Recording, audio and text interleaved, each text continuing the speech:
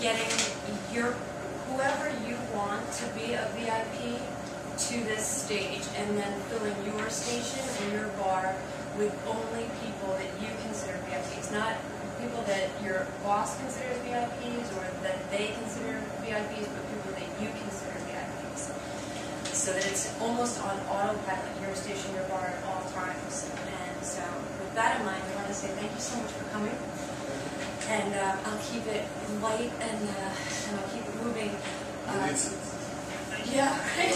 You're going to need it at some point.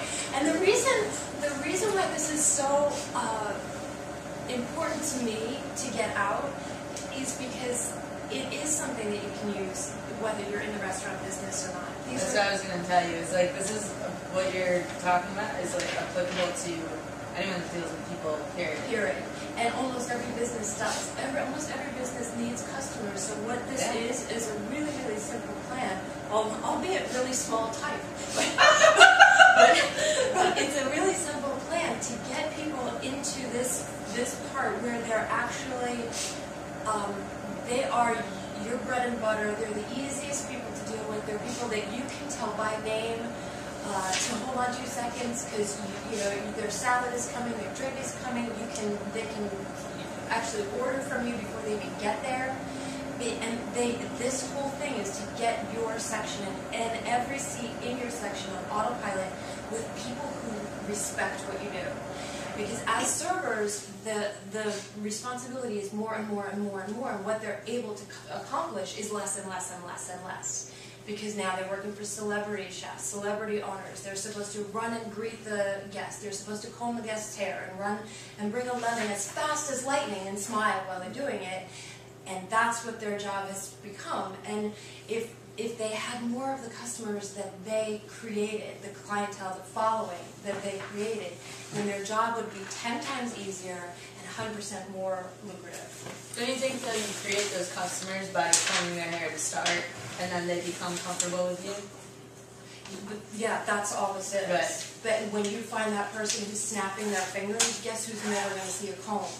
You know, that kind of thing.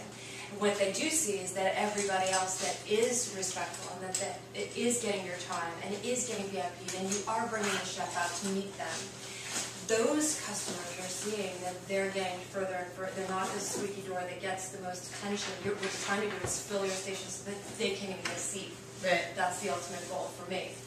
So if I can get this out and get you guys to have an entire station of people that are just avid followers and big fans, then I totally win. So, all right, real quick, really hard to read. Anything on the bottom is one of the things that will open up those doors for you and start the hair combing. Really, what I call grab it is just instead of positioning yourself where you are in your station or at the bar when there's nobody there, swinging by the hostess. When you see somebody walking in, it's raining, they're soaking wet, they've got coats and stuff that they're not going to want to hang on to. They want to get rid of them. It's cold, they're bundled up, it's holidays, they have packages. Swinging by the hostess before they even get a chance to check in and say, "Can I take that for you? Can I check you in with a hostess?" Yeah, absolutely. Now you're getting their coat. You might be checking their belongings, whether you have a coat check or not. You're the one checking it in, and you're going to be the one going to pick it up. So believe it or not, you're already making money before anybody else has even gotten a customer. You're already making money, and because you're checking them in with the hostess, you're saying, "Hey, what is the name that I can check you in under?" And when the person says, "Oh, it's Leanne." Melissa, Leanne is here. Well, actually, the first one is, do you have a reservation that I can check you in under? And if they say no, just say, "Oh, can I introduce you to our hostess?" Either way, you get their name because they're unbundling themselves. You're doing something for them already. If you can get their name at the same time, when you check them in with the hostess, you can say, "I hope you're sitting with me tonight," or "I hope you're sitting with me. I'll be right back with your coat check ticket." You've already put it out there that you want them as a customer. Now you're going to leave, and the customer already knows that you're the one person in the restaurant that knows who they are, that knows their name. You're leaving to check their things so that they can talk to the hostess. The hostess is going to feel like they have to sit them with you anyway, right? So one way or the other, you're probably going to get that guest. This is a great way to start every shift, you know, to grab somebody before anybody else. It's, you know, it's a dog-eat-dog world. You know, if they turn out to be a finger-snapping, awful customer, then they get thrown back into the pool, you forget their name. Huh? I'm sorry, what? You know? It's really easy to forget, you know, when people are rude, and then when people aren't, they see that it's not, you know, it's not the finger snappers that are going to get your attention. That's the other thing is getting your name in it, is just being able to say, you know, whenever anybody says thank you to you, you say, you know, of course, it's Leanne's station. It's, you know, this is where the magic happens. This is where you get whatever you want. And the more you get your name into it, the more they remember who to thank or who to post things about on Facebook. The object here is to get a following. Everybody's using social media, you should too. Even if your restaurant doesn't allow it, even if your restaurant is totally anti you mentioning their restaurant, and there's a lot out there, you can still have, if for instance they're having a birthday and you know about it, grabbing their camera and saying, okay, I do this conditionally, I'm going to take a picture of you, but if it comes out really, really bad, don't mention Leanne as your photographer. And they laugh, but you just sunk them in again, my name. Now when it comes out great, you're like, oh my god, that would look awesome on our Facebook page. We watched your oh, you did? yeah, we watched it yesterday. Yeah, but it's really good though. Oh, thank you. Now, do you have a following? Not at the bar. I mean, I have my own business. I do the bar part-time. Okay. But, so, yeah. There are so many different ways you can get your name out there and make sure that people are coming in and tipping right now because of what they might get in the future. Right. I'm going to email you some ideas because I bet you there's a billion. Thank you is a huge one for me. Instead of saying, you're welcome, oh, by the way, Shai, thank you. You're welcome. See, you just dismissed what you just did. In my opinion. Thank you. Exactly. No, thank you. Now I feel appreciated, like you really went to an effort for me, and that, you know, instead of saying, oh, forget it, getting sangria for everybody is nothing to me. And people feel like, and I got a message from somebody saying, I feel like that's gimmicky when you say, no, thank you. It's gimmicky if you're a restaurant manager and you want your minions to stand with their hands behind their back against the wall, nodding and smiling. Okay. It may seem gimmicky because that's what you want, but a customer would want to know that you've just done more for me, you know, that you've gone the extra mile. If I say thank you and you say, oh, you're welcome, like, oh, no worries. No worries. Absolutely. No problem. No problem. You can't use the word problem. And this is hospitality. It's true. You don't ever want to use the word problem, even if you're using the word no before it. The fact is, you just said that there is a problem. How can there be a problem? But on the other hand, you don't want to scream, absolutely, either. Like, absolutely, I love getting you lemons. No, you don't. No, you don't. And if I'm screaming absolutely and smiling, like, oh my god, getting lemons is the best thing ever, then as a customer, I'm thinking, what else are you lying about? Yeah. You know? It doesn't seem affectionate. It doesn't. And it's so totally up here and down here now. You know? If I just respond with, no, thank you. Thank you for coming in. Thank you for letting me get a lemon for you. It's just racking up those thank yous that get you to the point where it's like, wow, you know, she did a lot for me. And I feel like I got a lot. More than my dinner. More than my, you know, so that's it's a good thing. And all these things that I'm saying, you shouldn't run around going, no, thank you! No, thank you! I mean, you have to use everything within reason. You know, you're not going to say it every single time. You're not going to scream you. Thank you! You know, it's just, everything is, we're all grown-ups here. You have to figure out what's going to really resonate with your customer and what's going to be like, what? You know, too much, too much. So you have to take a temperature with everybody first before you know whether it's going to work. Okay, meet the neighbors. How many of you have stopped into the neighborhood deli or even dry cleaner to let them know where you work and what you do? Really important, you know. Do you have a business card right now for the bar? I have my own business card. Not with the bar, you know.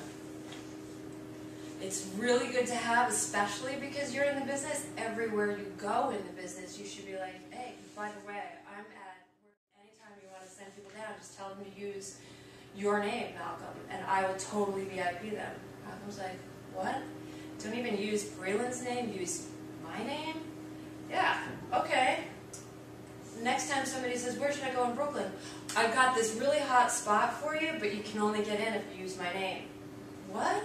Okay, I'll do that. Ask for Breland, and when they get there and they're like, Malcolm sent me, you're like, you already know. Responsible for them. They're not going to be snapping their fingers, and they're tipping higher. Yeah. Because they don't know what your connection is. They don't. But the fact that he even threw my name out there is like there's some affection there that is important. And they don't ever want to burn the bridge that you've built. So you already sent somebody, you obviously know Breland already. They're not going to do anything but over-tip to make sure that you keep that bridge, whatever it is. So using somebody's name, getting your name out there is important, but having a business card seals the deal. Everywhere you are, anyone you talk to. That was awesome. Oh my God, let me return the favor. Here's my business card. Anytime you want. If it's not busy, I can totally hook you up. We get really busy around this hour and this hour, so come in early. You start stacking the deck in your favor before anybody has even seen a dime. You've already checked a coat, you're making money there. You've got people referring you, you've got money coming in there, and they're coming in early. Like, you're in a no-fail situation. It's awesome. What you have at your disposal is amazing. Being a bartender, you don't have to order any inventory, you don't have to buy anything, you don't have to pay rent, and people send people in anyway. It's better than serving tables too, in a different way, but it's like, it's much more, right? You can do anything. It's your own small business. So you have 2 small businesses. It's amazing. Incomplete parties. Today, I was sat at a restaurant, and as I sat down, they knew what my name was, because it was in the reservation, but no one ever asked me who I was waiting for. So it was kind of a guessing game when they arrived. If anybody comes in incomplete, if you're not with your other party, I see you right away. Oh, and your guest name? You have no option but to tell me what your guest name is. You know, like you can say, oh, I'll see them. It doesn't really matter. That wasn't the question, you know. I've done something for you already, I've given you a table. Now when I ask you a question and I say, your party's name,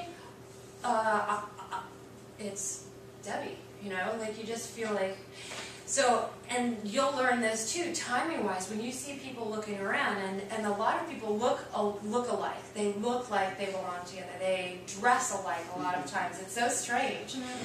And when people walk in, and you can also tell by the length of time that they're sitting. When people run up the stairs frantically because it's been, 20 minutes, I already know that that's Debbie. If it's 5 seconds later and they're casual, it could be a toss-up. So if I say, hi Debbie, and they go, what? It's amazing for them. Their experience now is so much better than anybody else's so far. Now I'm bringing them over to the party sitting down, and I say, Debbie's here, so now I'm saying it again. So throwing that name around is really, really helpful. It's helpful for you. You get to also remember the name. If it turns out to be a really good tip or a really good customer, put that into a book. It's really good to have a composition book where you keep all of those things and the day that this happened and the weather conditions or anything that will spark your memory. Because you will refer back to that book, and you'll be able to see as they're coming in, you'll be able to see that that's Debbie. Debbie, how are you? Do you want your doors on the rocks again? And like, we'll totally VIP those kind of people. That's just the hair combing on the bottom. Everything else will get you to the next levels that get you up to the VIP situation where, okay, I do have some time. Am I losing you guys? Yeah. No? What? No. I totally understand that, ma'am. Do you have any questions so far? It's coming together. Okay. It's coming together. Is it? Okay. Do you like what you're hearing so far? Yeah, Okay. like she said, it's not just applicable to bartending, I'm also like, thinking ahead of what we're doing. I'm also like thinking ahead of how important it is to have a following, for example. Like, and the following starts with getting the name right. Yeah. The name, following. So what me and him are doing is, I just talk to my head, like, we need to make sure that that's part of our foundation as well, because this will bring us bartenders.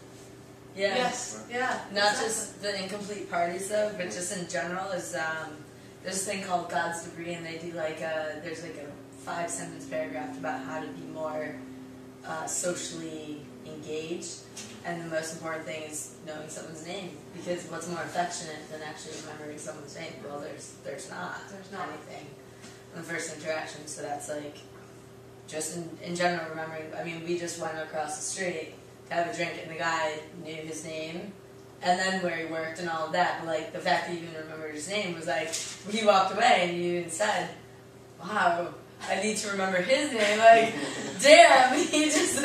I can't believe, like, that was so good. And it's like, it really is. When people, I mean, of course, even if you don't, like, mine isn't every.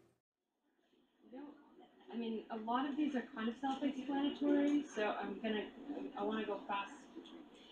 Know your history, wherever you end up working. If you don't have an opportunity to say you look like you're celebrating something, or you dressed up, or is this a special night, is this a special occasion, often you're going to get that information from your hostess anyway, because a lot of people will say, I'm coming in at 8 o'clock, it's my birthday. Oh, darn it, I wish it wasn't at 8 o'clock, because I know a server who videotapes the birthday surprise, but he only does it when it's not busy.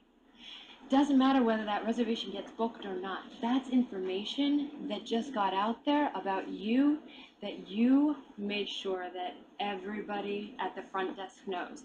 Your hostess is your best friend. That's also your colleague and coworker. So if you want to make sure that you're constantly being seated with celebratory guests that are, who's better to wait on is somebody celebrating something. They're already in a great mood. They're already celebrating something. So if you put that little nugget in her ear and say, you know what, I just took this goofy seminar, and I learned that if I have my flip camera and just do a real quick video, I can put together a really, really nice birthday gift. And I'd like to do that for everyone in my station that's here between 5 and 7. So if anybody calls and says that they're celebrating a birthday, go ahead and share that, because what I heard at the seminar is that people actually tip more. And if they totally hook me up, I'm totally going to hook you up. Then walk away. Walk away, because every hostess is like, that's good information, because I'm going to sit this person anyway. Why not sit them in a station where I might get a 5?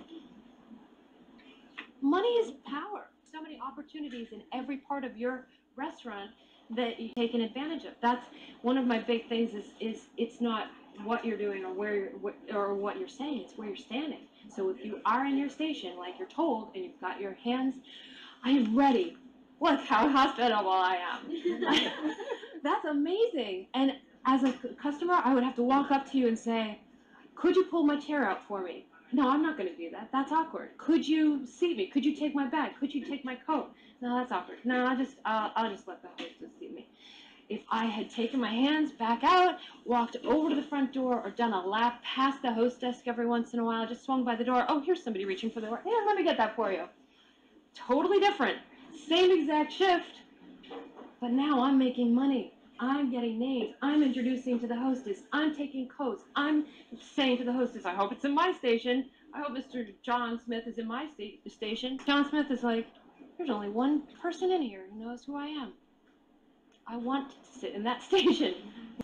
Now it's all about where you just stood. It's not what you're doing. It's not being the most enthusiastic lemon tree owner ever. It's just swinging by, being pivotally in the right place at the right time, and you can do that.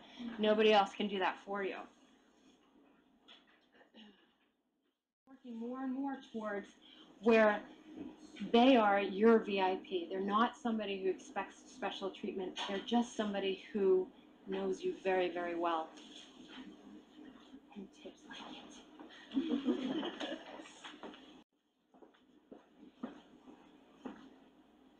It's all in the name. I think I don't want to be redundant. I know you guys are like, do this camera. Let me just take a picture. That video is huge when it comes to social media. It's huge that you want to edit and say, "Happy birthday, Josie," from Leanne. You sent it out and people listened because it's important to you and it's special. It's powerful. Social media is powerful. You can even do it with photos. When somebody says, "Can you take a picture of me?" Absolutely. But I do it conditionally. Actually, let's do that right now. Who's got a phone? All right.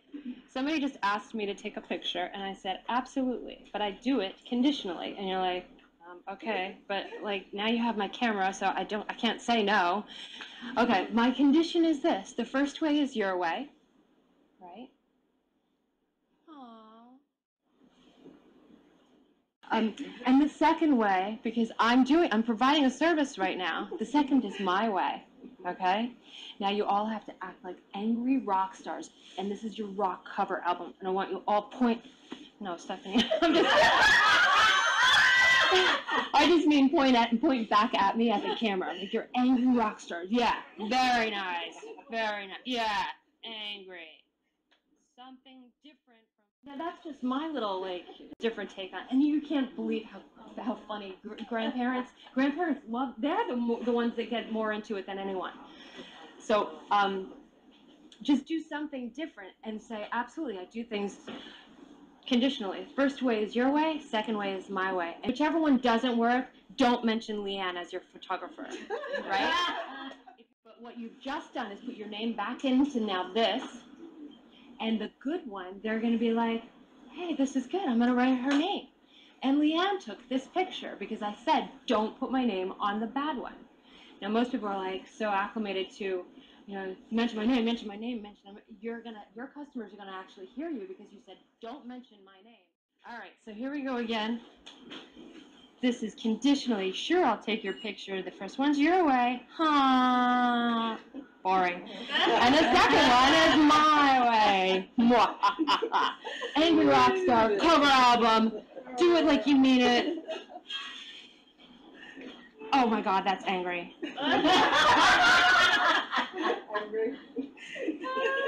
So this is all social media material. This is power. You're holding so much power in your hand that you basically control now. You just have to know how to do it.